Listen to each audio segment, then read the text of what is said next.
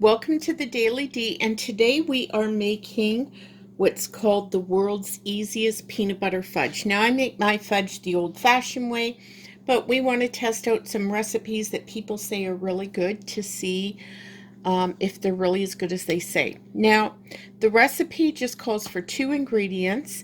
The first ingredient is frosting, the canned frosting. It calls for 16 ounces or 1 pound, same measurement, of each, peanut butter and the frosting. Now, if you're in Canada, our frosting comes in 450, which is about 16 ounces, but our peanut butter comes in 500 grams. So I'm just going to leave a little bit of this still in the jar and use all of this. So you just open it up. Now you can use whatever you want to. You can use the vanilla. I have heard that some people have tried it with the cream cheese frosting. But today we are using the milk chocolate. The vanilla makes it taste just like plain peanut butter, but I wanted the peanut butter chocolate flavoring because I love Reese's peanut butter cups. So hopefully this tastes something sort of similar to that.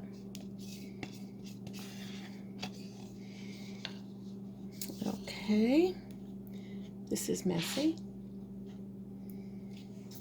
Licking it off my fingers, folks, because I didn't think to put anything down on the tablecloth, so I can't exactly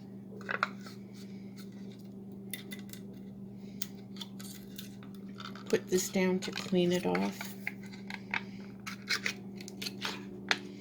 Now we're not going to put all of this in here.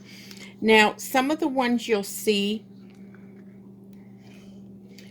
they put these the containers individually in the microwave for a minute each.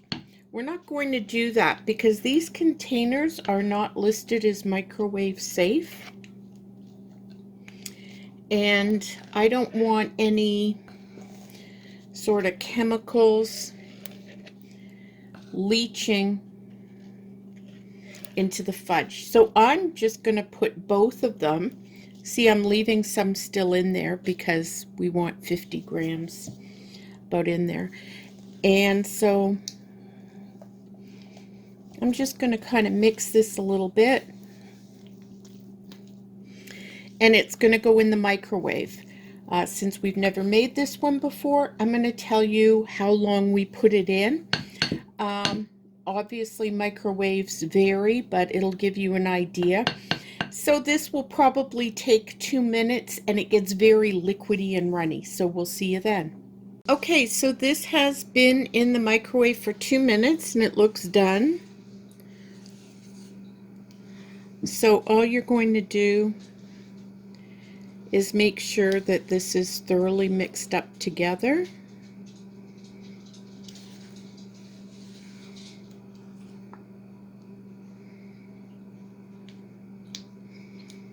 Doesn't appear to be any lumps or chunks.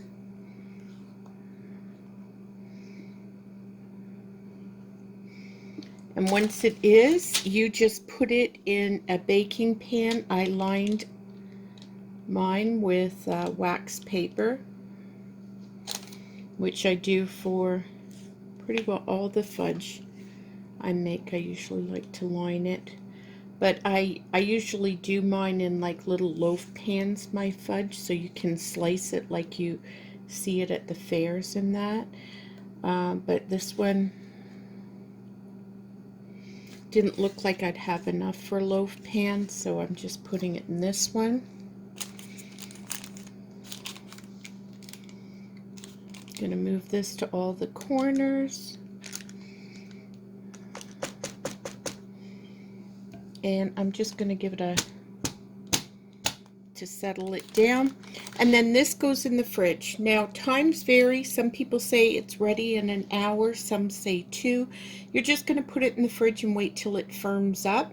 So we are going to be back in a second, but just to go over things again, in Canada, it is the 450 of the frosting of your choice, and 450 of the peanut butter. I used a 500-gram jar and just left a little bit in it. And in the States, it's 16 ounces of the frosting and 1 pound or 16 ounces of the peanut butter. So this is going to go in the fridge, and we'll see you in a little while.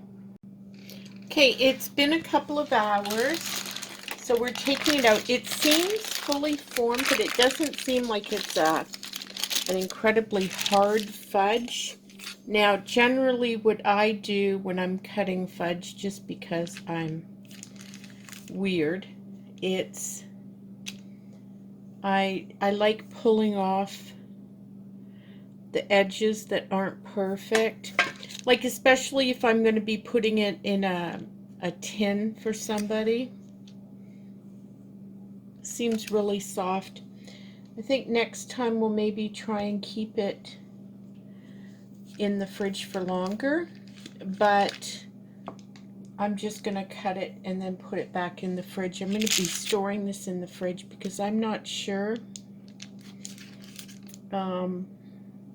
if you kept this at room temperature, it might get too soft. I'm not sure. But we are going to try this and see what it's like. Jessie, just going to try a piece, and I am. It's really soft. Very, very creamy. And I have to say, it kind of tastes like a peanut butter cup, doesn't it, Jessie? Jessie's not talking much. She's sick with a cold.